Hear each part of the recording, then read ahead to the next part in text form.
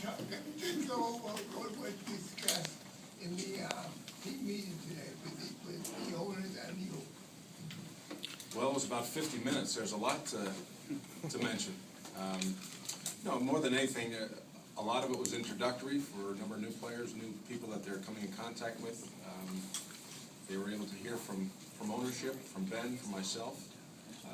Pretty typical, I would think, for an opening of spring training. You know, how would you sum up day one, first full squad workout, first time you together out in the field? It was good. I thought things flowed well.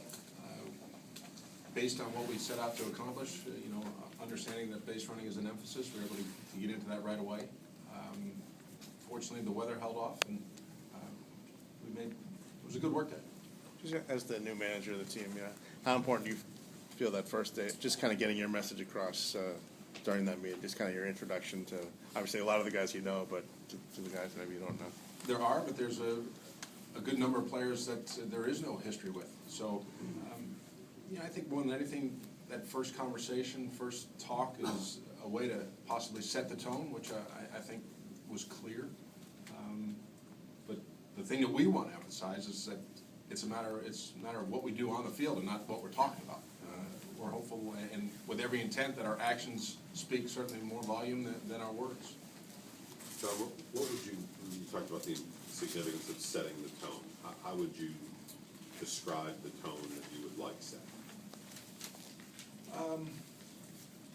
That everything has a purpose, and that there's, I want to say a sense of urgency, but each day in spring training, because of our current situation, new staff, number of new players, we've got a lot of ground to cover, and that was outlined, somewhat the outline how we intend to go about getting that message across, and the mindset that we're trying to create here. Like I said, I don't think it's drastically different than many other places, but it's specific to our needs. Any new rules that go with some of the rules you have? No, not yet, Johnny. No. John, when you were hiring your coaching staff, you talked a lot about having trust in guys and knowing them over the years. How much do you believe in letting your coaches coach in the spring training setting? Oh, I think it's important no matter what role you're in. If you're in a position of hiring, you seek the best available people and then give them the freedom to do their work. To look over one's shoulder all the time and micromanage, I think that's a demotivator, and it doesn't allow for the creativity of the individual to come out. So I think we've got that in place with our staff and the individuals that comprise the staff. For you in spring training, do you kind of see yourself overlooking everything and kind of interjecting yourself when you feel you need to, or how do you look at what you need to do? I think that I'm responsible for everyone here, whether it's staff, player, or otherwise, particularly as it relates to on the field. So yes, I'm certainly going to keep the pulse of everything that's going on. There are specific strengths that I have that will be maybe a little bit more evident, but this isn't about one person by any means. It's certainly responsible for it, but we've got a lot of quality people here to take advantage of. Any MRI update from the MRI on Napoli? Not yet. We're hopeful that we get the results of the read of that later today.